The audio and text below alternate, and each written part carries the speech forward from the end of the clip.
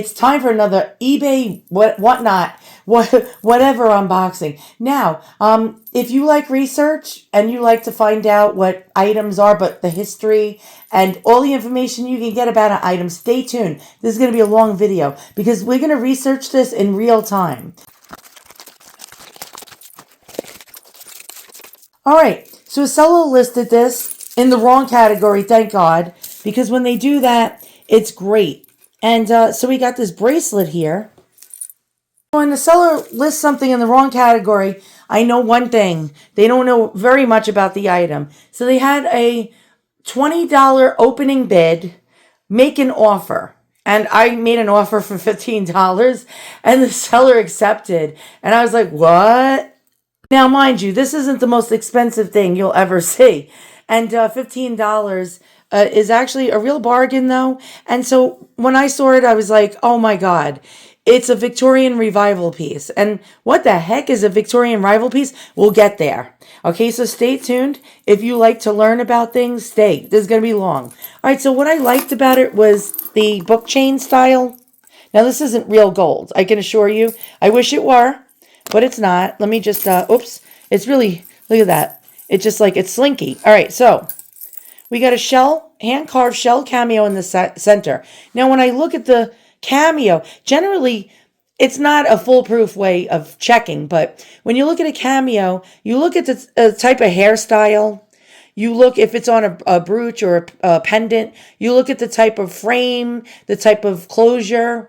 If it has a pin back, you look at the pin back to try to get the age. Now, somebody who doesn't know that there was like a Victorian revival would probably think this is actually Victorian, but it's not. And so sometime in the 1930s, 1940s, a resurgent for Victorian things came back, and things in the Art Nouveau style. There was like an Art Deco / Art Nouveau style movement, and also an Etruscan, don't know if I'm saying that right, or Etruscan, revival, which was ancient, but was brought back in the 1870s. Well, it was brought back again in the 1930s, 1940s, even as early as like the late 20s. And so I'm looking at the hair, and you can tell right off the bat, that's a bob, right? A finger wave and a bob. And what hairstyle was around in the 1920s and the 1930s? A finger wave and a short bob. Now, if it was Victorian, the hair would probably be more long and flowing, possibly in a Gibson girl type top knot. But we know we have something probably from the 30s here. Now, this is probably made out of stamped brass. I don't know if you can see that. But real Victorian ones will be casted way better. And this is actually a good casting. I'm going to try to show you guys close up. But you can see the brass plating is wearing off, but it's still bright, very bright and very gold looking. On the back is where you'll see most of the problem. You can see the base metal. It was probably gold washed. Well, not real gold, but gilt washed. You can see, you can see the aluminum or whatever, nickel or steel or whatever kind of material is under there.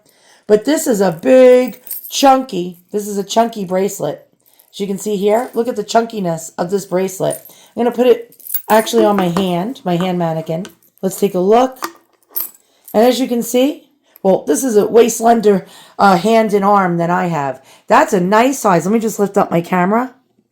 It's a nice size. Let's find out more about Victorian revival pieces. Oh, how can you tell that this is a real carved shell cameo? Now, I will tell you, most of the ones that have the backing on it. So usually a cameo, a real hand-carved cameo, will have an opening in the back of whatever it's mounted in. So you can see through the shell, but this one doesn't. And a lot of non-hand-carved cameos, ones that are molded out of celluloid, lucite, rubber, plastic, glass, will have this backing, and you can't really tell if it's hand-carved shell cameo. But I can tell by this. Do you see the concave raised area? And if you look close, you could see the pinkish, orange, almost coral hue going around. Now, it's not to say that a molded cameo made out of resin won't do that, but you can see the light going through this. I don't know if you can see that. And look how it's raised up. You can see the cameo is raised. We got a real hand-carved shell cameo, which generally these pieces do not have that. They're more like the molded celluloid resin or plastic or lucite type. Wow, this is great. Or glass. So AI is helping us here. Victorian revival jewelry in the early 20th century refers to jewelry designs that were heavily inspired by the aesthetic of the Victorian era, 1837 to 1901, featuring ornate details, popular motifs like flowers, hearts, cameos, and intricate settings, often incorporating precious metals and gemstones, and sometimes even incorporating mourning jewelry elements, as designers and jewelers look back to the Victorian style for inspiration during the Edwardian period from 1901 to 1910. Key characteristics of Victorian jewelry, revival jewelry in the early 20th century. Romantic motifs, frequent use of floral designs, hearts, doves, and other symbols associated with love and sentimentality, similar to the Romantic period of Victorian jewelry. Cameos. Carved gemstone cameos depicting profiles of figures were particularly popular, often set in elaborate gold or platinum mounts. Intricate settings. Elaborate filigree work, beading, and detailed engraving, often with a focus on fine craftsmanship. We got the gemstones. They had mourning jewelry elements. I don't know if you know about mourning jewelry, but a lot of mourning jewelry has elements of sentimentality, especially they'll have a lot of lockets. In the Victorian time, women wore a lot of lockets with pictures of their loved ones in it, and also even pieces and lockets of locks of hair inside that. Okay, so while drawing heavily from the Victorian designs, the revival pieces were adapted to suit the more, I can't see this, it's hard to see, delicate and flowering fashion silhouettes of the early 20th century, with smaller and more delicate pieces compared to the heavier Victorian jewelry. To show you a couple of these type of costume revival pieces with cameos. Here's one right here. This one is beautiful. It's similar to mine. Very similar. And somebody said antique bracelet Victorian Edwardian Art Nouveau cameo. And it's actually a revival piece. Easy to confuse these. Now these may actually look like Victorian revival pieces, but these were Edwardian. These are sweetheart bracelets, and they actually stretch, which is quite cool. Here's one with a beautiful cameo in the center. And let's take a look. Etsy, gold-filled sweetheart bracelet. And this was an expansion bracelet made by Pittman and Keeler, and it was known as the American Queen. And these are highly sought after. They do go in the 200 and up range. We're going to look at some Victorian revival bracelets. This one, look, it's a brass with paste gems and faux or fake seed pearls. You can see the wear on it. This is another Pittman and Keeler, and these were made around 1907. And wow, look at that. That is just beautiful. These expansion bracelets were actually made up to the 1940s and 50s. And these were given also by GIs on the way to war in the First World War and the Second World War. And here we go. It was made 1907. This is known as the American Queen by Pittman and Keeler. These, again, highly sought after. And I'm no expert on this stuff. I'll tell you right now. Here's another Victorian revival piece. It looks like a glass intaglio cameo in the center. Here's another one. This one is, it looks like it has a real cameo in the center. And it's, you can see the brass is all worn on that. But it's a Victorian revival piece. Another Victorian revival piece in the Etruscan style, or Etruscan from the 1870s. But this one is more of the 20th century. And it's an imposter. Here's another imposter with faux gems. Here's another big, look at this big cuff with a glass gemstone in the center.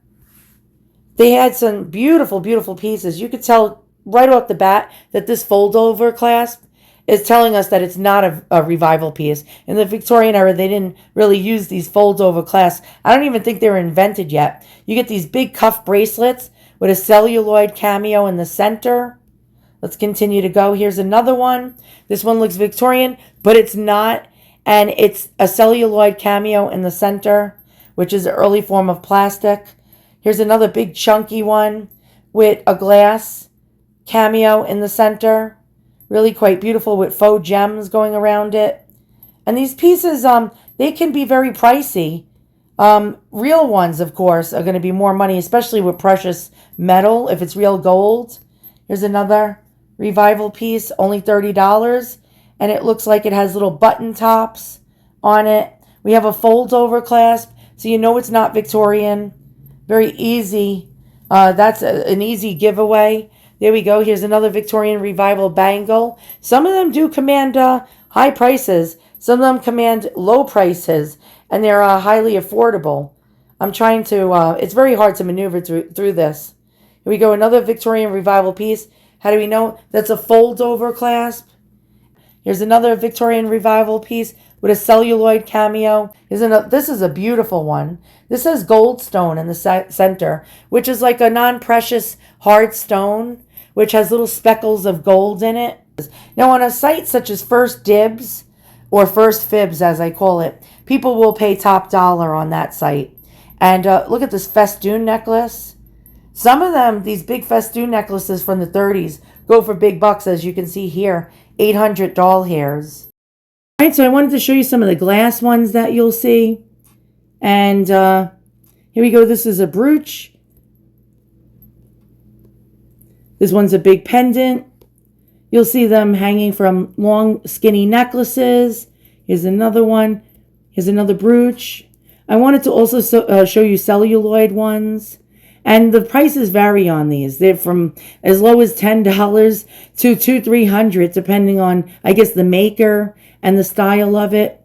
Let's continue to look. You'll see a lot of these intaglio pieces where it's like recessed into the glass. And, oh, wow, this one, that's really beautiful. Look at that. How much is this one going for? $65. That's actually a steal. And there you go. You see a lot of these glass style ones. All right, so I wanted to show you some of these molded plastic ones, or what we know as celluloid. These are just really, I don't know, they're terrible, but you still, you know, they still have a little sum to them. You know, here's another celluloid. It's actually plastic. It looks like it's real, like sardonyx, like a cameo carved on sardonyx, but it's not. Here's another one. This is Bakelite. I can never say that right. Bakelite. There's a lot of collectors out there looking for earlier pieces, and I'm trying to find more examples. Here's another example of a celluloid one with a little bit of a painted, variegated background to give it the impression that it is a real one. And here's another brooch. You can clearly see that. Look at that. You see how it's flat? It's not curved.